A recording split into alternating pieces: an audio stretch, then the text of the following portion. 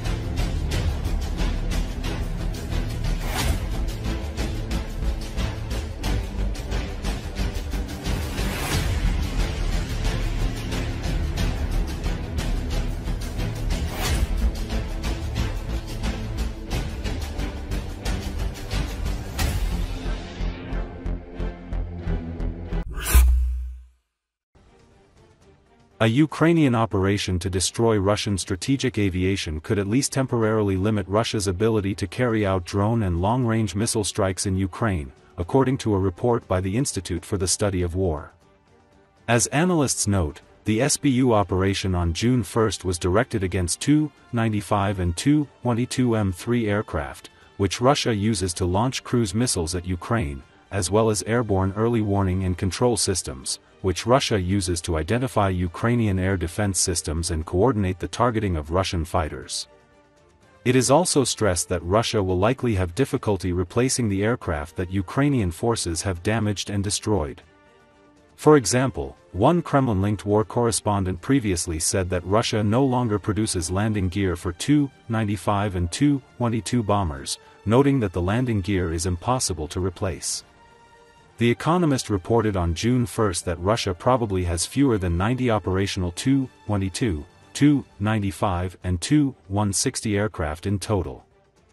At the same time, Ukrainian sources noted that Russia is increasingly using Su aircraft, rather than strategic bombers, to launch cruise missiles. Russia likely turned to Sukhoi jets to avoid risking its strategic bombers, suggesting that Russia is concerned about its limited number of strategic bombers, the analysts conclude. At the same time, analysts recall that the downing of the Russian A-50 aircraft previously temporarily limited the actions of Russian aviation over Ukraine. The June 1 Ukrainian attack will force Russian officials to consider redeploying Russian air defense systems to cover a much wider range of territory and possibly deploying mobile air defense groups that can respond more quickly to possible similar Ukrainian drone strikes in the future, analysts predict.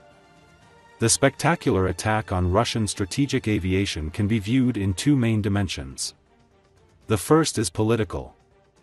The creative competition between the GUR and the SBU, with the participation of other structures of the Ukrainian Defense Forces, has nullified dozens of strategies/doctrines in the sphere of defense and security in a couple of months. Especially long-term ones. And it has generated a whole range of conclusions. First, all maritime states, especially those that have focused on maritime dominance, must take into account the changed role of navies after the spectacular results of Ukrainian naval drones. This applies not only to closed waters. Secondly, this attack through the eyes of a European politician/military officer. This creates new requirements for the protection of objects. This requires analysis and measures when using all conventional weapons.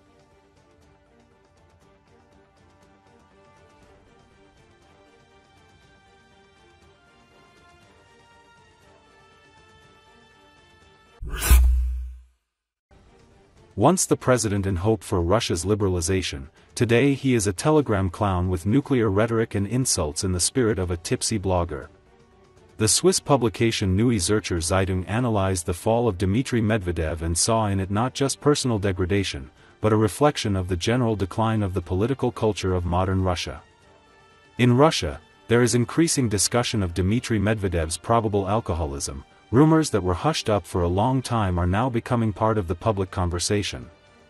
Many observers are sure that this explains a lot, from his aggressive and incoherent posts on Telegram to his complete loss of political weight. He is often seen with a swollen face. The public does not rule out that banal alcohol abuse may be behind his harsh statements and verbal hysteria, and this makes the whole picture even more pitiful. Medvedev once taught Roman law, wrote a dissertation, sat at the same table with Putin, was a liberal politician with a democratization program, and even became the president of Russia. But all of that is in the past. Today, he is known as the author of Telegram posts comparing Western leaders to lousy pigs, pompous runts, and parasites that need to be burned with fire.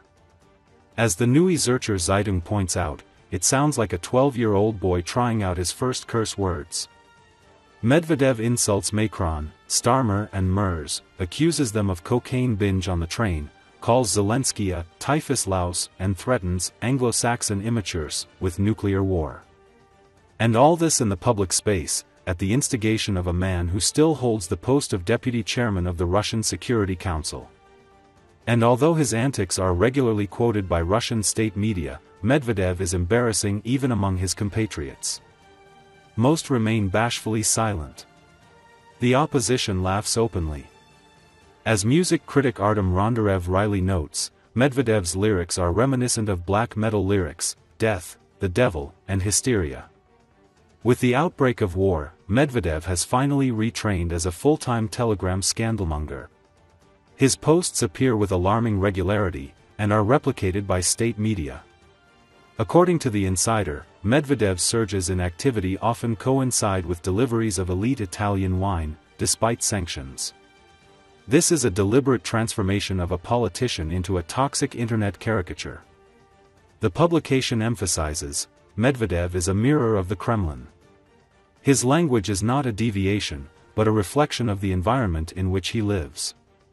Political scientist Alexander Morozov claims that Medvedev's style is the language in which the Kremlin today discusses world politics.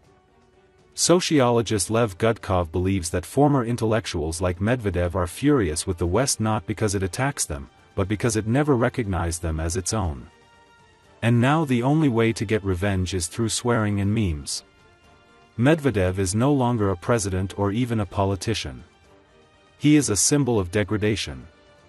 His path from a young reformer to a clown with a nuclear button in his posts is the path of the entire Russian government, from academic hopes to aggressive clowning. And this transformation has already become an international laughingstock.